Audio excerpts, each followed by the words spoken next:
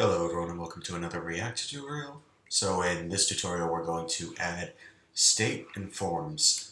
The first thing we're going to want to do is actually create a new script because it's really tedious to rebuild every single time we have to check the changes. So what we're going to do is create this one. The three options are pretty simple. It's colors, just to show colors, progress, which shows a progress bar, but the important one is watch, which will rebuild it every time it sees a change. And now we can run that with npm run build watch. Now it is going to build every time we change.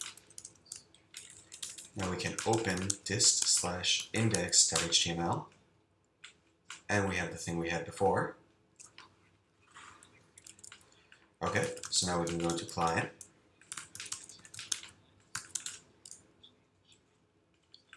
Now I'm going to be introducing something called state, and state is also a kind of special variable, and what it will do is whenever it changes, it will automatically update the render function, or it's going to rerun the render function.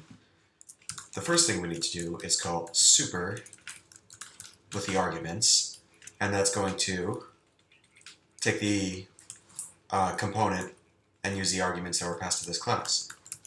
Now we're going to define this variable, this.state, which is going to be an object, and we can put whatever keys we want in here. And we're going to change this render method up a little bit. Form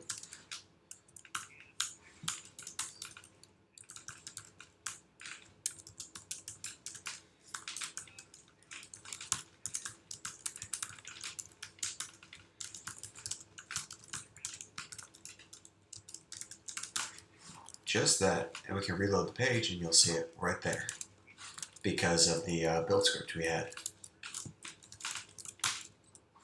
And you'll see that you can submit it and everything, but it's not doing anything. So what we're going to do is add some handlers to this form so that it changes reactively. Now what we're going to do is, the first one is going to be an onChange, which will change the state.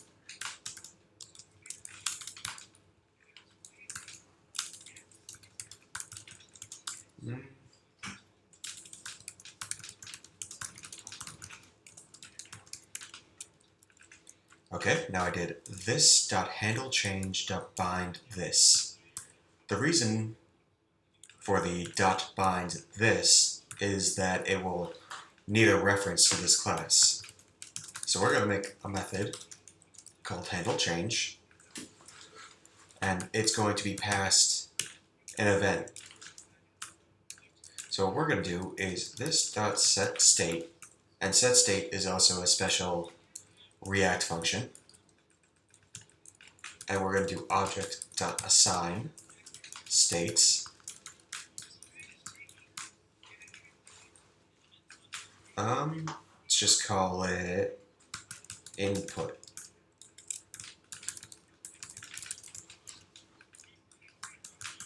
And we need to set the initial state to something, so we're going to set it to nothing. And we need to set the value of this to the state.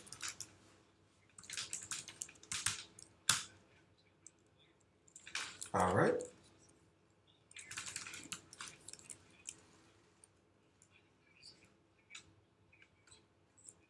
It seems there's a small issue there, where it should be this.state.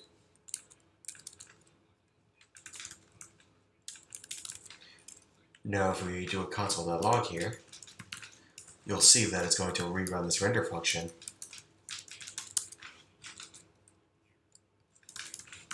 See? In the console right there.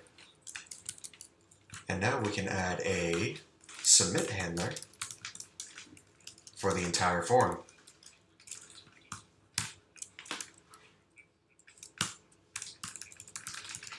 We're going to prevent the default action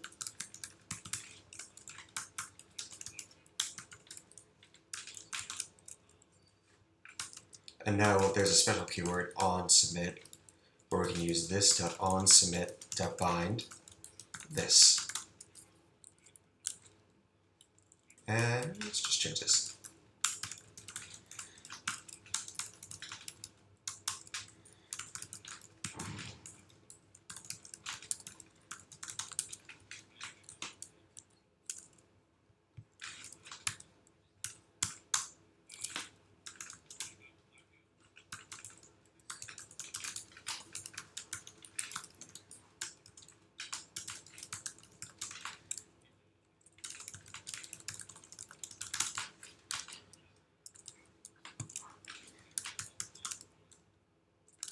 And you'll see now we get submitted, and it console logs a state. And now we can do something with that state. So how about, for the time being, we just have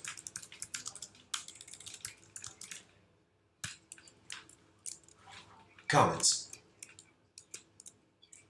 Now what we can do with those is this.state.comments.map comments and index. So what this will do is it will take every comment in the state and it will map it to something.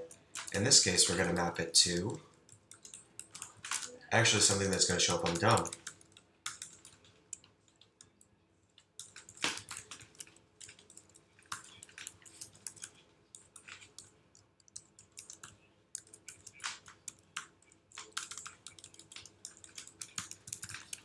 There's also a special keyword we have to use here called key, so that it knows which one to update, because this is a mapped sequence.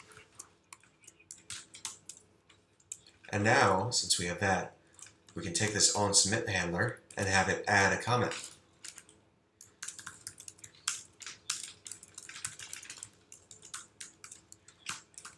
We're going to clear out the input. First we have to save it.